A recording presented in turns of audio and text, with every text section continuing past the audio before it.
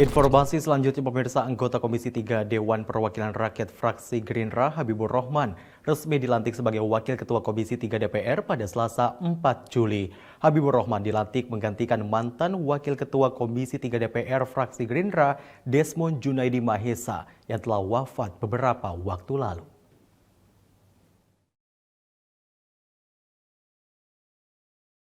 Anggota Komisi 3 DPR RI Habibur Rahman resmi dilantik menjadi Wakil Ketua Komisi 3 DPR RI menggantikan almarhum Desmond Junaidi Mahesa.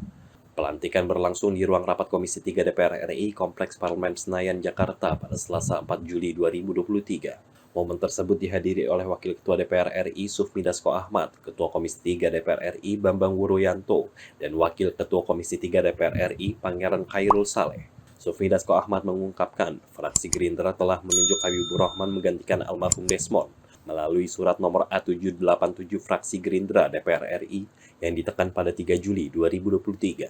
Ditemui usai pelantikan, Habibur Rahman mengaku tugasnya menggantikan Desmond tak mudah, namun ia berharap mendapatkan dukungan agar bisa menggantikan tugas Wakil Ketua Dewan Pembina Partai Gerindra. Sebaliknya ini tugas yang berat, apalagi sosok yang saya teruskan ini sosok yang dapat dikatakan sempurna di posisinya. Kita tahu kan almarhum sosok yang secara akademis smart, ya, kemudian dalam konteks atensi kerakyatannya juga full, ya. Kemudian juga beliau orang yang sangat kritis, ya, orang yang sangat tegas juga dan menguasai tata beracara di persidangan. Insya Allah saya semaksimal mungkin, ya, bisa melakukan sebaik beliau. Kita minta doa dari masyarakat. Jadi tugas-tugas pengawasan, ya, rapat-rapat pengawasan, rapat-rapat pembahasan undang-undang ataupun budgeting, ya, terus belajar bersama rekan-rekan anggota Komisi 3 lainnya, kita supaya lebih bisa maksimal untuk melayani rakyat. Sebelumnya diberitakan Desmond Mahesa meninggal dunia pada 24 Juni 2023. Almarhum tutup usia setelah mengalami sesak nafas dan sempat dirawat di Rumah Sakit Maya pada Fatmawati. Fani Agnia, Diki Pratama, Garuda TV melaporkan dari Jakarta. Pemirsa, mantan Menteri Komunikasi dan Informatika Johnny G. Plate menyampaikan nota pembelaan ataupun eksepsi dalam persidangan kasus korupsi BTS 4G Kominfo. Melalui nota pembelaan yang dibacakan oleh tim kuasa hukumnya, Johnny membantah telah dengan sengaja melakukan korupsi.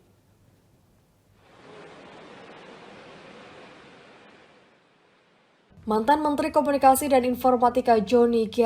Plate menyampaikan nota keberatan yang dibacakan oleh tim kuasa hukumnya dalam persidangan yang digelar di Pengadilan Negeri Jakarta Pusat pada Selasa 4 Juli terkait kasus dugaan korupsi Best Receiver Station BTS 4G.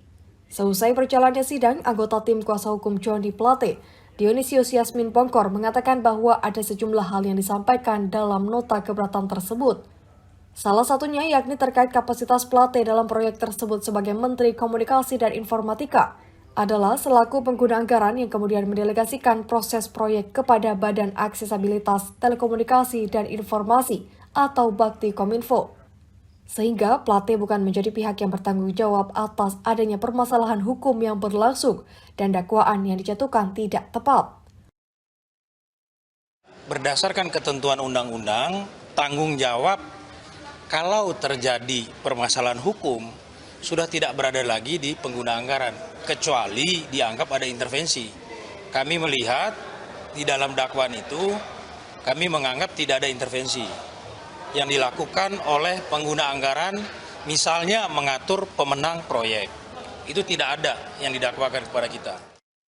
Selain itu, tim kuasa hukum Plate juga menyinggung soal tak adanya laporan Badan Pemeriksaan Keuangan atau BPK sebagai lembaga yang berwenang kepada penegak hukum terkait adanya catatan kerugian negara terhadap penyelenggara proyek BTS 4G. Sebelumnya, mantan Menteri Komunikasi dan Informatika Johnny G. Plate dalam sidang pembacaan dakwaan didakwa melakukan tindak pidana korupsi proyek BTS 4G dan pendukung Kementerian Komunikasi periode 2020-2022 hingga merugikan keuangan negara sebesar 8,32 triliun rupiah. Plate juga didakwa menerima uang sebesar 17,8 miliar rupiah. Fani Agnia, Diki Pratama, Garuda TV melaporkan dari Jakarta.